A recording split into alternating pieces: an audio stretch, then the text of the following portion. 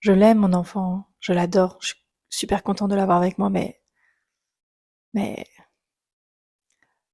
y a plusieurs fois que j'entends ça en séance. Ce ce paradoxe un peu de la maternité, qui est lié entre le regret et l'amour pour son enfant. Et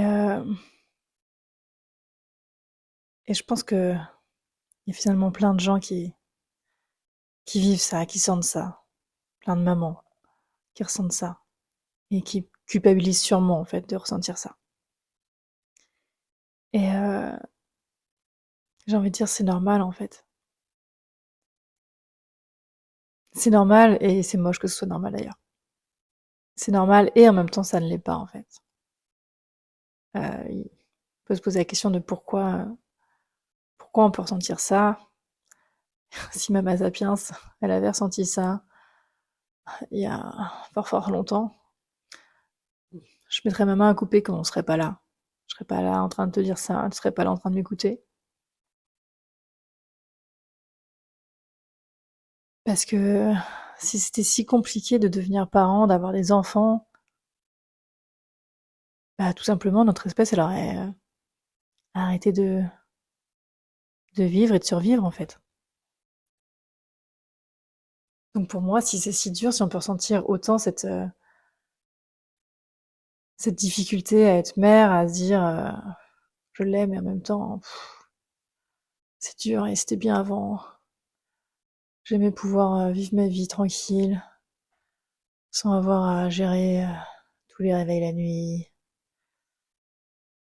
sans avoir à dépendre de quelqu'un.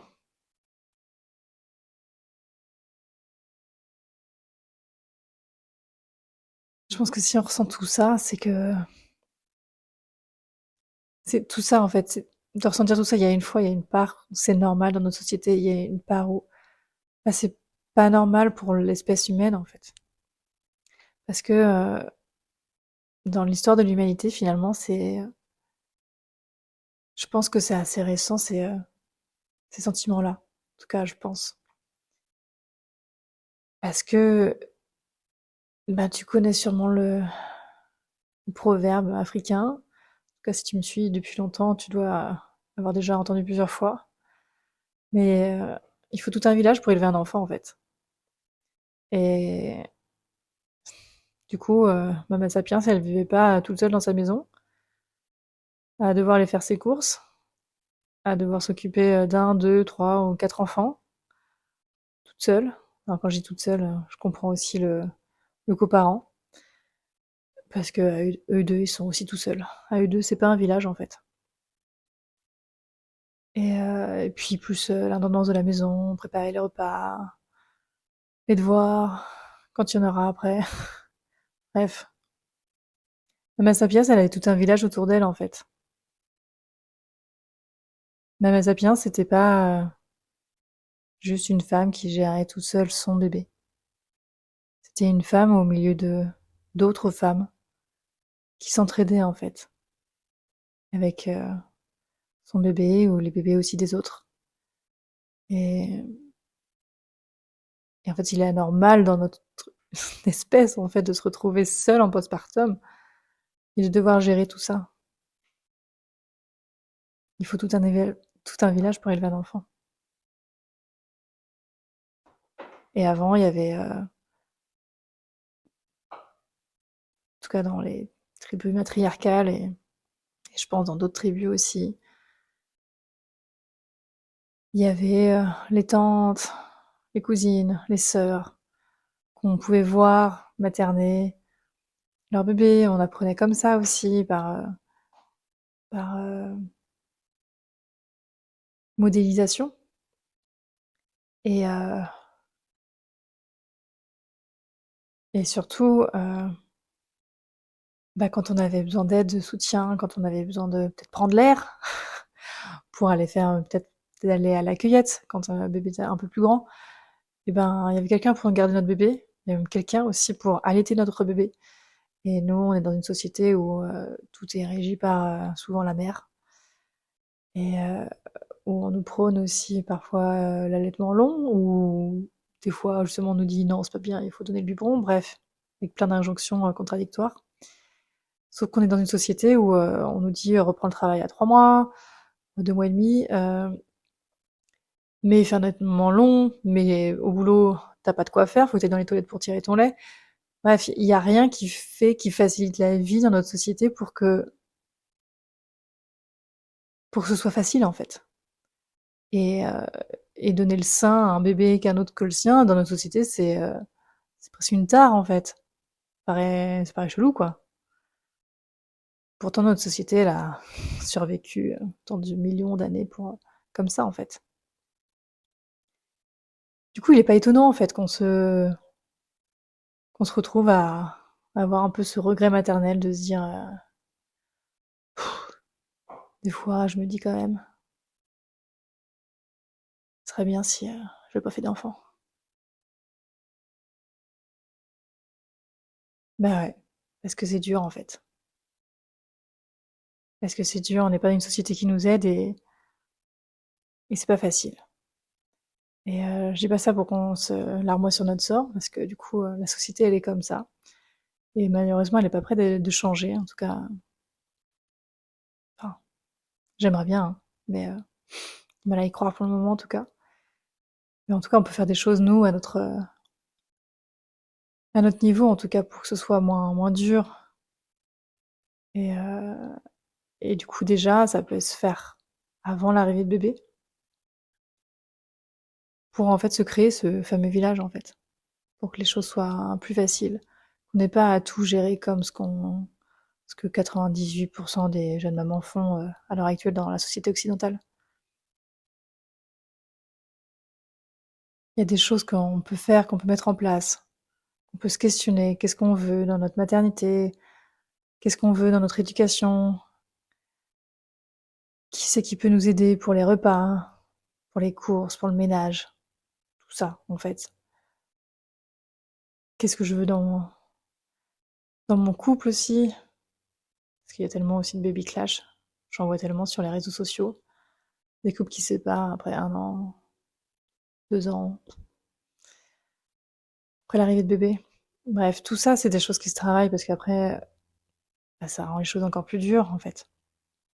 Surtout après, si on est séparé de coparents, c'est encore plus de difficultés parce qu'il faut encore plus gérer seul un bébé, on n'a pas de relais. Alors, il y a des gardes alternés, etc. Mais les moments où on a son enfant ou ses enfants avec soi, on est tout seul quoi. Donc il y a des choses qu'on peut mettre en place en fait. Et, euh, et je sais que c'est chiant à entendre et qu'on n'a pas envie, on aimerait que tout soit beau, tout rose et que tout soit fluide sans avoir rien à faire parce qu'on a l'impression que bah justement Mama Sapiens elle avait rien à faire depuis tout ce temps-là là, et qu'on a pu hériter de ça de tout ce temps-là avec ce fameux instinct maternel et que tout va rouler, ça va être cool, fluide. Et ça l'est parfois heureusement, mais on peut tellement faciliter les choses en préparant, en anticipant les choses en fait. On peut préparer le postpartum pour que ce soit moins dur en fait. Si la société ne peut pas changer, changeons-la en fait, à notre niveau. Pas changer toute la société, mais on peut changer notre environnement immédiat en tout cas. On peut faire en sorte que notre postpartum soit plus doux que ce que vivent la majorité des jeunes mères en fait. Bref, tout ça on peut le faire. Et tu vois, du coup, je dis, j'ai entendu plusieurs fois en séance ces derniers temps ce côté je l'aime ma fille, mais ou je l'aime mon fils. Mais voilà.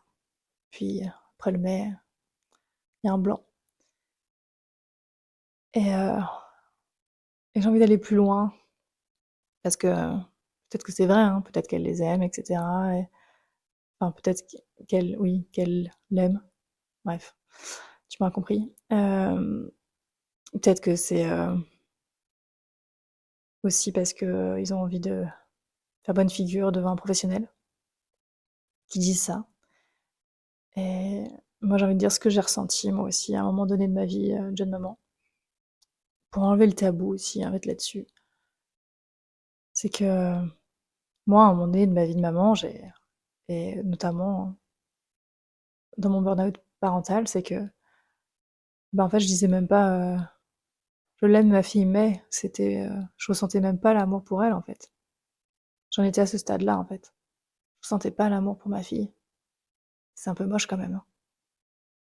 Mais je pense que si ça m'est arrivé, ça n'est pas arrivé qu'à moi, en fait. Et avec le recul, je me dis que, en fait, peut-être que c'est pas que je l'aimais pas, ma fille, mais juste je ressentais pas cet amour. Et pourquoi je le ressentais pas cet amour? Mais parce qu'en fait, c'était une protection. C'était une putain de protection, en fait.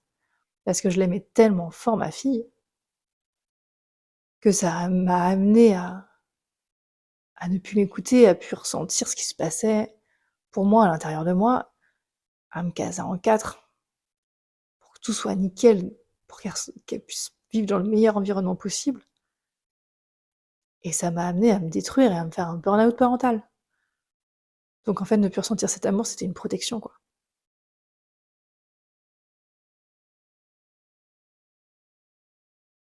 Bref, c'est pas forcément quelque chose qui est facile à dire.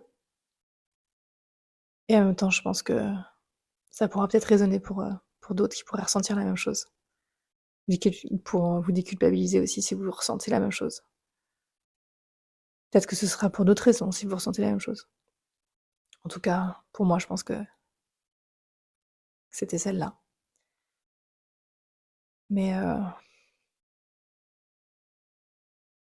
et du coup, oui, être mère, c'est un vrai paradoxe entre aimer son enfant, se plier en 4 pour eux, et en même temps avoir envie de kiffer sa life. Et avoir un peu de répit, un peu de paix et vivre sa vie, quoi. Et c'est dur dans notre société, en fait, du coup. On doit nier ses injonctions d'avoir une carrière professionnelle, de bien élever ses enfants, les garder longtemps, et en même temps, faut pas trop les chouchouter. Bref, on a beaucoup d'injonctions, on doit tout faire, presque tout parfaitement, et bah, c'est dur, quoi, parce que c'est pas possible. On peut pas tout faire parfaitement. C'est juste un burn-out assuré. Burn-out de plus, si t'en as déjà eu un. Donc, bref, dans tous les cas, que tu sois enceinte ou que bébé soit déjà là, en fait, il y a toujours des solutions, en fait. Enceinte, tu peux, comme je te disais tout à l'heure, tu peux préparer tout ça, te poser les questions de si j'ai bébé avec moi, comment ce sera quand il sera là, et qu'est-ce que je pourrais mettre en place pour me faciliter la tâche, en fait. Ça, tu peux le faire, tu peux te poser ces questions et mettre tout ça en place. Et si tu as envie d'aller plus loin, sache que j'ai aussi un programme là-dessus qui s'appelle Sérénité pour justement rendre les choses plus faciles et plus fluides. Il y a déjà tout dedans, en fait. T'as plus qu'à, en gros, à répondre aux questions et t'as pas besoin de te chercher, en fait, les questions, les bonnes questions, elles sont déjà là. Il y a tout, il y a toutes les infos, il y a tout ce qu'il faut préparer, il y a tout ce qu'il faut pour savoir ce, ce qu'est un bébé, en fait, quels sont ses vrais besoins, comment les comprendre, pour le sommeil, pour le faciliter, tout ça. Bref, voilà, t'as l'info. Et si bébé est déjà né et que c'est déjà dur, là c'est pareil, c'est pas foutu. Et heureusement, c'est pas foutu. Et il y a toujours des choses que tu peux mettre en place bah, pour retrouver un équilibre en fait. Trouver ton équilibre familial, et ton équilibre personnel. Faire un équilibre de cet équilibre professionnel et de maman. Tout est possible en fait. Il n'y a jamais rien qui est foutu et irréparable en fait. Tu vois, j'ai bien vécu un burn-out parental et je m'en suis remise en fait. Mais je suis pas restée toute seule non plus. Je me faisais accompagner et j'en suis sortie. Donc c'est possible en fait. Et quand on est dans le bout du rouleau, c'est dur de voir ça. Mais c'est possible. Il y a des solutions à tout. Voilà. En tout cas, j'espère qu'avec avec cet audio, tu comprendras pourquoi peut-être tu peux ressentir ça. Et, et je te souhaite que ce soit plus doux pour toi. Si c'est ce que tu ressens vraiment aussi, si c'est vraiment dur, si tu es déjà au bout du rouleau ou pas, en tout cas que ce soit plus doux pour toi. Si je l'ai pas dit aussi du coup, mais quand tu as déjà un bébé et que c'est vraiment difficile pour toi, tu te sens épuisé au bout du rouleau, j'ai aussi quelque chose, j'ai un accompagnement aussi. J'aime bien l'accompagnement de la prévention, enfin la prévention, mais j'ai aussi de l'accompagnement pour aider, pas laisser les jeunes mamans dans la mouise, dans la merde, si elles n'ont pas pu prévoir en amont en fait. Du coup, j'ai un accompagnement qui s'appelle Équilibre. Et je mettrai toutes les infos. En tout cas, voilà. Je te souhaite vraiment que ta maternité soit la plus douce possible. Et je comprends et je compatis dans ce que tu peux vivre et ressentir si toi aussi tu ressens ça, ce côté paradoxal de je l'aime ou pas finalement, pour un temps indéterminé. Et, euh, et en même temps, j'aimerais vivre ma vie, quoi. Et pas être complètement indépendante juste de mon enfant, ne pas me sentir esclave de mon bébé. Voilà, j'espère que ça te parlera.